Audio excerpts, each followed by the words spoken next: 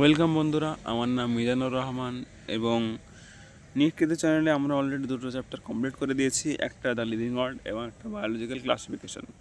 তো এবার আমরা শুরু করতে চলেছি সেল চ্যাপ্টারটা।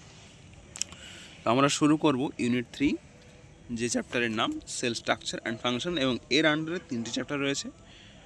একটা হচ্ছে the cell the unit of life, 2 নম্বর চ্যাপ্টার বায়োমলিকিউলস, এবং 3 নম্বর chapter cell cycle and cell division. তো চলো শুরু করা যাক। কি বলছে, biology is the study of living organisms. তাহলে বায়োলজি জিনিসটা কি? বায়োলজি হচ্ছে কী নিয়ে পড়াশুনো? বায়োলজিতে আমরা সাধারণত পড়াশুনো করি লিভিং অর্গানিজমস বা যারা জীবিত রয়েছে তাদেরকে নিয়ে। The detail description of their form and appearance only brought out their diversity. তাহলে তাদের যে ডিটেল যে ডেসক্রিপশনগুলো রয়েছে সেগুলো কিন্তু কী তৈরি করে, তাদের বা তাদের যে অ্যাপিয়ারেন্স রয়েছে সেগুলো কিন্তু কী তৈরি করে, তাদের যে ডাইভার্সিটি বা তাদের যে বিশালত্ব বড়ত্ব সেগুলো কিন্তু প্রচার করে। And it is the cell theory that emphasizes the unity underlying the diversity of forms.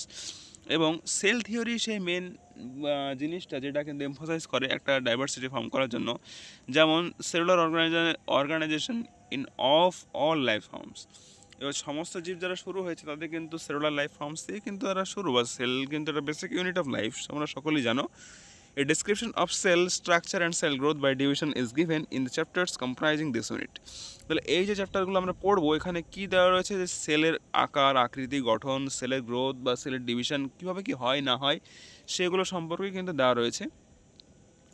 And the cell theory also created a sense of mystery around living phenomena. এবং যে সেল থিওরিগুলো আমরা জানি সেই সেল থিওরিগুলো কিন্তু একটা মিস্ট্রি ক্রিয়েট করেছে physiological and behaviour process. এই যে সেল যেভাবে তৈরি হয় এবং তার ফলে যে ফিজিওলজিক্যাল বা বিহেভিয়ার যে কমপ্লেক্স প্রসেসগুলো আসে, কীভাবে আসে সেগুলো নিয়ে।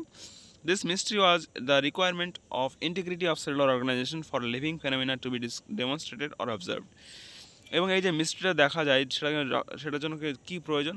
এই যে সেলুলার অর্গানাইজেশনগুলো রয়েছে তারা যে ইন্টিগ্রেশন বা সেগুলো কিন্তু একসঙ্গে মিলেমিশে কিন্তু কাজগুলো করে।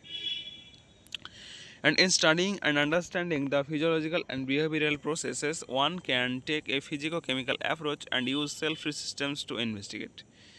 এবং পড়াশুনো করতে গিয়ে বা বুঝতে গিয়ে এই সমস্ত ফিজিওলজিক্যাল বা বিহেভিয়ারাল প্রসেস যেগুলো রয়েছে, একজন কিন্তু ফিজিও কেমিক্যাল অ্যাপ্রোচও ইউজ করতে পারে এবং সে কিন্তু কী করে না, সেল ফ্রি সিস্টেম ইউজ করে জিনিসটা বোঝার চেষ্টা কিন্তু করতে পারে। This approach enables us to describe the various processes in molecular terms. এবং এই যে অ্যাপ্রোচটা রয়েছে এটার সাহায্যে কী হবে, এটা ডিসক্রাইব করবে যে ভেরিয়াস যে সমস্ত প্রসেসগুলো রয়েছে সেগুলোকে মলিকুলার টার্মে এক্সপ্লেন করতে সাহায্য করবে। And the approach is established by analysis of living tissues for elements and compounds. এবং এই যে অ্যাপ্রোচটা তৈরি হয়েছে সেটা কিন্তু অ্যানালাইসিস করার ফলেই, এবং সেগুলো কিন্তু লিভিং টিস্যু যেমন এলিমেন্টস কম্পাউন্ডসের সাহায্যে করা হয়েছে। And it will tell us what types of organic compounds are present in the living organisms. এবং এটা কিন্তু আমাদের জানতে সাহায্য করবে যে কী ধরনের এলিমেন্ট এবং কম্পাউন্ড দ্বারা আমাদের শরীরটা তৈরি। And it will tell us what type of organic compounds are present, এবং কী কী অর্গানিক কম্পাউন্ড প্রেজেন্ট আছে আমাদের শরীরে সেটাও কিন্তু আমরা জানতে পারবো। And in the next stage one can ask the question what are those compounds doing inside cell. এবং এই যে কম্পাউন্ডগুলো আমরা নিলাম এর সেলের ভেতরে, সেগুলো কাজ কী, সেগুলো কী করে, and in what way they are carry out goes the physiological processes like digestion, excretion, memory, defence, recognition. এবং এই যে মলিকুলার ফর্মগুলো রয়েছে সেগুলো কীভাবে আমাদের যে সমস্ত ফিজিওলজিক্যাল প্রসেসগুলো করতে সাহায্য করে, যেমন ডাইজেশন করতে বা এক্সক্রিশন করতে বা মেমোরি যে আমরা স্টোর করে রাখি সেটার ক্ষেত্রে, বা ডিফেন্সের ক্ষেত্রে বা রিকগনিশনের ক্ষেত্রে। In other words we answer the question what is the molecular basis of all physiological process. এবং অন্যভাবে যদি আমরা কোশ্চেনটা করি তাহলে এই যে ফিজিওলজিক্যাল প্রসেসগুলো রয়েছে তার পেছনে যে মলিকুলার বেসিসটা কীভাবে কী করে। It can also explain the abnormal processes that ochre during any disease condition. এটা আরও এক্সপ্লেন করতে পারবে যে সমস্ত অ্যাবনর্মাল প্রসেসগুলো দেখা যায় আমাদের শরীরে যখন আমরা রোগাক্রান্ত হই তখন। And this physiochemical approach to study and understand the living organisms is called reduction biology. তাহলে আমরা এই যে ফিজিকোকেমিক্যাল অ্যাপ্রোচটা রয়েছে পড়াশোনা করার জন্য সেটাকে কিন্তু কী বলা হয়, reductionist biology. And the concept and the techniques of the physics and chemistry are applied to understand biology. এবং এই সমস্ত টেকনিক কী হয়, যে ফিজিক্স কেমিস্ট্রির যে সমস্ত কনসেপ্টগুলো আমরা শিখেছি বা জানি সেগুলো কিন্তু এখানে অ্যাপ্লাই করা হয়। এবং in chapter 9 of this unit a brief description of biomolecules is provided. এবং পরবর্তী চ্যাপ্টারে বায়োমলিকুলস যখন আমরা পড়বো তখন এই সম্পর্কে আমরা বিশদে জানার চেষ্টা করব। তাহলে আমাদের এবার একটা সায়েন্টিস্ট এসছে, যেখানে আমরা সায়েন্টিস্ট সম্পর্কে জানার চেষ্টা করবো, কারণ সায়েন্টিস্টের সম্পর্কে জানাটা বহুত জরুরি। তোমরা জানো সায়েন্টিস্ট কতটা ইম্পর্টেন্ট, সেখান থেকে অনেক সময় প্রশ্ন করা হয়ে থাকে। তো আজকে আমাদের যে সায়েন্টিস্ট রয়েছেন তার নাম হচ্ছে GN রামাচন্দ্রন, যার জন্ম 1922 সালে এবং মৃত্যু 2001 সালে। তাহলে GN Ramachandran an outstanding figure in the field of protein structure. GN Ramachandran কিন্তু একটা খুবই ইম্পর্টেন্ট একজন ব্যক্তি, কিসের ক্ষেত্রে? প্রোটিন স্ট্রাকচারের যে ফিল্ড রয়েছে সেইখানে। Was the founder of the Madras school of conformational analysis of biopolymers. এবং তিনি কিন্তু প্রতিষ্ঠাতা ছিলেন কোথাকার না, মাদ্রাজ স্কুলে যে কনফরমেশনাল অ্যানালাইসিস অফ বায়োপলিমার্সের যে স্কুলটা ছিল সেটা কিন্তু তিনি ফাউন্ডার ছিলেন বা প্রতিষ্ঠাতা ছিলেন। His discovery of the triple helical structure of collagen is published in the Nature in 1954. এবার ইনি কী করেছিলেন না, এই যে এনার সবচেয়ে বড় মহৎ কাজ হচ্ছে তার Discovery of triple helical structure of the collagen. এটা কিন্তু একটা ইম্পর্টেন্ট পয়েন্ট, তোমরা অবশ্যই এটা মনে রাখার চেষ্টা করবে। এটা কোথায় পাবলিশ হয়েছিল? নেচার নামক একটা পত্রিকা সেখানে, এবং এটা 1954 কিন্তু এসেছিল, ঠিক আছে। And his analysis of the allowed conformation of the proteins through the use of Ramachandran plot rank among the most outstanding contribution in structural biology.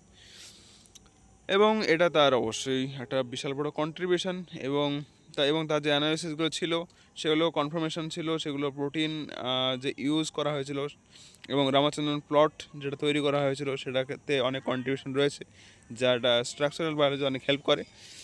তার জন্ম 8 অক্টোবর 1922 খ্রিস্টাব্দে একটা খুবই ছোট্ট শহরে, যেটা কোচি থেকে খুব বেশি দূরে নয় এবং south western coast of the India. His father was a professor of mathematics. তার পিতা ছিলেন একজন গণিত বিষয়ের professor and at a local college, এবং আশেপাশে কোনো একটা কলেজ ছিলেন, and thus had a considerable influence in shaping the Ramachandran's interest in mathematics. এবং সেই থেকেই তার অবশ্যই পিতার থেকেই তারও ম্যাথামেটিক্সের প্রতি একটা ইন্টারেস্ট ছিল। After completing his school years, যখন সে স্কুল কমপ্লিট করলো, রামাচন্দ্রন গ্র্যাজুয়েটেড ইন 1942। সে 1942 সালে তার গ্র্যাজুয়েশন কমপ্লিট করে and top ranking student in the BSc honours physics. এবং 1942 খ্রিস্টাব্দে তিনি BSc অনার্স করেন ইউনিভার্সিটি অফ মাদ্রাজ থেকে, এবং তিনি অবশ্যই PhDও নেন কেমব্রিজ ইউনিভার্সিটি থেকে 1949 সালে। হোয়াইল অ্যাট কেমব্রিজে থাকাকালীন রামাচন্দ্রন মেট Linus Pauling, was deeply influenced by his publication on models of alpha helix and beta sheet structure, and that directed his attention to solving the structure of collagen. যখন তিনি কেমব্রিজে পড়াশোনা করতেন তখন রামাচন্দ্রন দেখা করেছিলেন লিনাস পলিংয়ের সঙ্গে, যিনি আলফা হেলিক্স এবং বিটা শিট স্ট্রাকচার দিয়েছিলেন, এবং এখান থেকে তিনি ইনফ্লুয়েন্স হন এবং স্ট্রাকচার অফ কোলাজেন দেন, এবং তিনি মারা যান 78 বছর বয়সে 7 এপ্রিল 2001 সালে। তো চলো cell the unit of life এটা হলেও শুরু করা যাক। When you look around and see the both living and non living things, you must have wondered and asked yourself what is that makes an organisms, or what is that inanimate thing that does not have which a living thing has.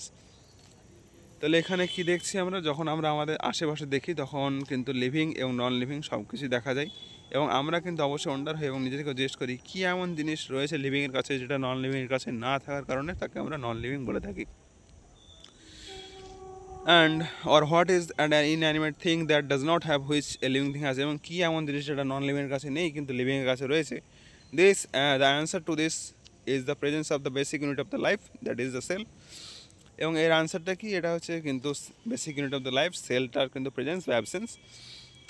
All organisms are composed of cells, are composed of a single cell and are called unicellular organisms, or while the others like us composed of many cells are called multicellular organisms. কিছু sell রয়েছে যারা একটাই মাত্র sell দ্বারা তৈরি, তারা একটা sell দিয়ে তাদের জীবনটা কাটিয়ে দিতে পারে, তাদেরকে ইউনিসেলুলার অর্গানিজমস বলা হয়। এবং কিছু সেল রয়েছে মানে কিছু জীব রয়েছে যেমন আমরা মাল্টিসেলুলার, যাদের আমাদের শরীরে অনেকগুলো কোষ রয়েছে এবং সেখান থেকে আমরা বিভিন্ন রকম কাজ সম্পন্ন করি। তো আমরা সেই হিসাবে মাল্টিসেলুলার অর্গানিজমসের মধ্যে পড়ি। তো আজকের মতো এইটুকুই, আমরা সেল এর ইন্ট্রোডাকশনটা কমপ্লিট করলাম, এবং নেক্সট ভিডিওতে আমরা সেল সম্পর্কে আরও ডিটেলসে জানবো, সেলের থিওরি, সেলটা কী জিনিস, সেল কী আবিষ্কার হলো, সে কী আবিষ্কার করলো, সেগুলো সম্পর্কে আমরা ডিটেলসে জানার চেষ্টা করব। তো আজকের টপিকের রিলেটেড যদি তোমাদের কোনো ডাউট থেকে থাকে তোমরা অবশ্যই কমেন্ট সেকশনে জানাও, আমি তার রিপ্লাই দেওয়ার চেষ্টা করব। এবং তোমরা লাইক সাবস্ক্রাইব করে আমার পাশে থাকতে পারো। And thank you so much for watching.